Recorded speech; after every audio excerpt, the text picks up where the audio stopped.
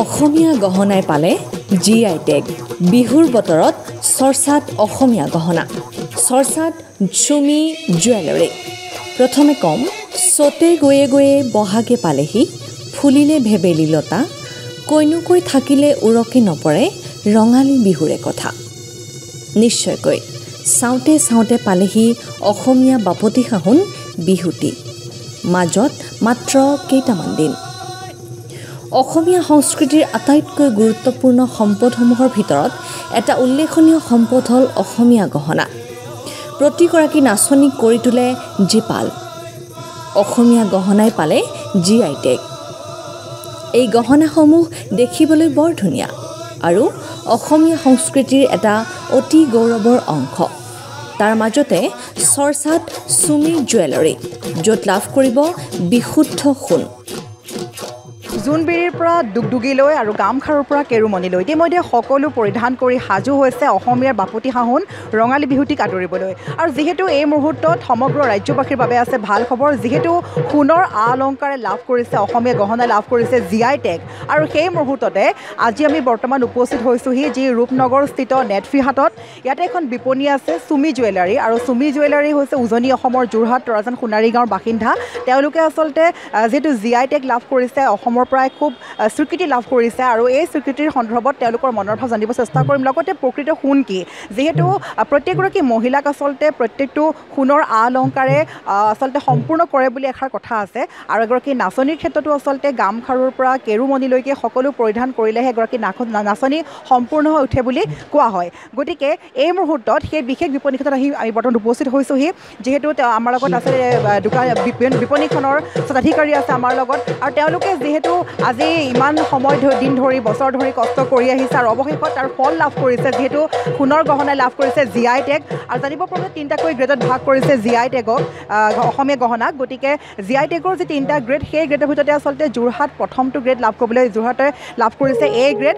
আৰু এই মুহূৰ্তত যিহেতু যোৰহাটৰে বিপণী, সেয়েহে খুব সুন্দৰ কথা। গতিকে সেই বিপণীখনত যি প্ৰকৃত সোণ, আচলতে প্ৰকৃত সোণ কাক কোৱা হয়, যিহেতু সোণ বুলি ক'লেতো বহু ধৰণৰ সোণ লাভ কৰা যায়, কিন্তু প্ৰকৃত সোণ কি হয় বা প্ৰকৃত সোণৰ আভাস ক'ত পোৱা যায়, তাৰে সেই বিষয়ে জানিবলৈ হ'লে বা তাৰে কিছু উদাহৰণস্বৰূপে আমি যাব চেষ্টা কৰিম সেই বিপণীখনৰ ওচৰলৈ।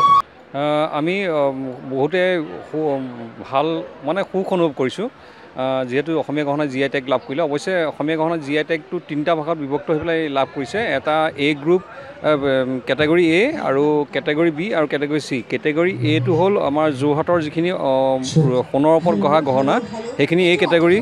নগাঁওখিনিয়ে পাইছে চিলভাৰৰ ওপৰত যিখিনি সোণৰ পাত লগাই পেলাই কৰে, সেইটো B কেটেগৰী। আৰু বৰপেটীয়াখিনি সেইবোৰ সোণৰ ৰূপৰ ওপৰত সোণৰ যিটো প্লেটিং কৰি পেলাই কৰে, সেইটোত পাইছে C কেটেগৰী। আৰু আমাৰ আটাইতকৈ পুৰণা অসমীয়া গহনা বুলি ক'বলৈ গ'লে সোণৰ যিটো অসমীয়া গহনা যোৰহাটত বনোৱা হয়, বৰ্তমান এতিয়াও আছে, সেইটো সংস্কৃতি এতিয়াও পৰম্পৰা জীয়াই আছে। সেইটোৱে হ'ল আচল অসমীয়া পৰম্পৰাগত অসমীয়া গহনা। সেইটো বৰ্তমান আমি কৰি আছোঁ। আমাৰ লগতে আমাৰ এখন গুৱাহাটীত বিপণীও আছে, তাৰ দ্বাৰা আমি এই অসমীয়া গহনাটো আগবঢ়াই নি গৈ আছোঁ। আমাৰ এখন বিপণী Guwahati club GNB road Guwahati ক্লাবত আছে। যদি কোনোৱে ইচ্ছা কৰে বনাবৰ কাৰণে, তেতিয়াহ'লে তেওঁলোক আমাৰ বিপণীলৈ আহিব পাৰে। আমাৰ বিপণী আহিবৰ কাৰণে তেওঁলোকৰ ফোন নাম্বাৰটো 9435095262। এই নাম্বাৰটো আপোনাক তেওঁলোকে কণ্টেক্ট কৰিলে পাব। হয়, যোৰহাটতো একেই। আমাৰ যোৰহাটতো ঘৰতে গোটেই ফেক্টৰী আছে, আমি ঘৰতে কৰোঁ। গতিকে যদি যোৰহাটলৈ কোনোবা যাব বিচাৰে, তেনেহ'লে নিশ্চয় আহিব পাৰে। ৰূপনগৰস্থিত নেটফিহাটত প্ৰাক ৰঙালী মেলাৰ আয়োজন। অসমীয়া গহনাৰ অন্তৰ্ভুক্ত জনপ্ৰিয় কেইবিধমান গহনাৰ ভিতৰত অতি সুন্দৰ ঢোলবিৰি, কেনপতা, জেঠীপতা, বাখৰুৱা মণিহাৰ, মুঠিখাৰু, মীনাকৰা বেনা, লোকাপাৰ, গলপতা, ধানশিৰা খাৰু, ধানশিৰা নেকলেছ, জাপিৰে পৰিপূৰ্ণ চুমি জুৱেলাৰীৰ বিপণী।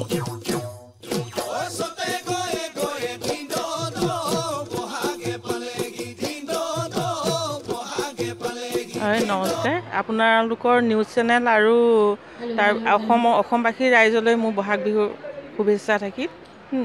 যে আমি GI টেগটো পাই অত্যন্তই সুখী, কাৰণ আমাৰ যোৰহাটৰ যিখিনি গহনা, সেইখিনি সম্পূৰ্ণ সোণৰ ওপৰতে হৈ আহিছে আৰু সোণৰ ওপৰতে হৈ থাকিব। আৰু সেইটো লৈ পেলাই মানে আমি অত্যন্ত সুখী। ইয়াত যিটো আপোনাৰ নগাঁও বা বৰপেটা এইখিনি গহনালৈ এটা বিভ্ৰান্তি আছিলে ৰাইজৰ মাজত, সেই বিভ্ৰান্তিটো এতিয়া ধৰক ভাগি যাব যে সোণৰখিনি অকল যোৰহাটতহে হয় আৰু যোৰহাটৰ সোণাৰীয়েহে সোণৰ কামটো কৰিব পাৰে বা কৰে, আৰু নগাঁৱৰখিনি চিলভাৰৰ ওপৰত সেইটো তেওঁলোকে কৰে, আৰু বৰপেটাখিনি আপোনাৰ সেইটো চি কেটেগৰীত গৈছে। সেইখিনি বৰপেটাখিনি এতিয়া 7-8 বছৰ মানৰ পৰা ধৰক আমাৰ ডিজাইনটোকে তেওঁলোকেও কৰিবলৈ লৈছে। একচুৱেলি তেওঁলোকৰ থোকা খোনা কেৰু এইখিনিয়েহে তেওঁলোকৰ ডিজাইন, বৰপেটীয়া ডিজাইন হয়। আমি এতিয়া অত্যন্ত সুখী। এইখন আপোনাৰ 7 তাৰিখৰ পৰা আৰম্ভ হৈছে, 13 তাৰিখলৈকে থাকিব। আমি গোটেইখিনিয়ে আনিছোঁ, কিন্তু ধৰক এতিয়া যিটো গ'ল্ডৰ ৰেট সেইটোৰ ওপৰত নিৰ্ভৰ কৰি কিছুমান মানে অলপ বস্তুহে আনিলোঁ। তথাপিও 50% ওপৰত ডিজাইন আমাৰ ওচৰত আছে।